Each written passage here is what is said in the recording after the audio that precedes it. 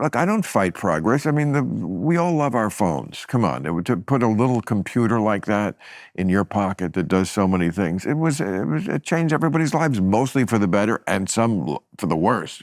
When it's done to kids' heads, really fuck them up. Kids' heads, my head. I can't, like, I stayed off Instagram for a month, and my short-term memory got, like, it felt like 30% better. And I realized, like, oh, maybe I'm not getting dementia. I just think my brain is, like, getting scrambled. Like, the amount of times I'm sitting there going, like, put this down, put it down, talk to your wife. You're supposed to be watching this movie with her.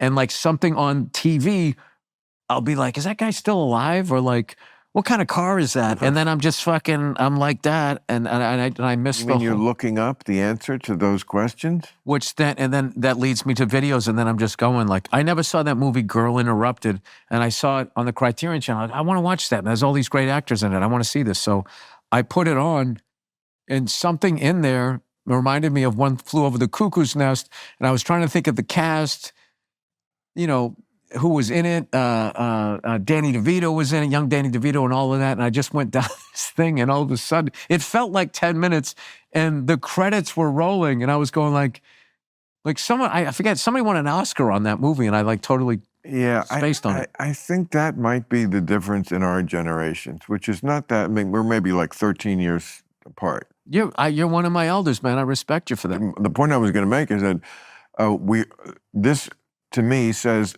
two different generations. Like, I don't think many people from my generation ever have what you just described, this addiction to social media, going down rabbit holes, the attention span issue here, where you're watching something, but it makes you think of something else, and then you go to that, just what you were just telling me. Yeah.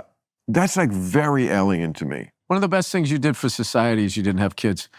Well, you know? Thank you. I know you meant that in a snarky way. No, but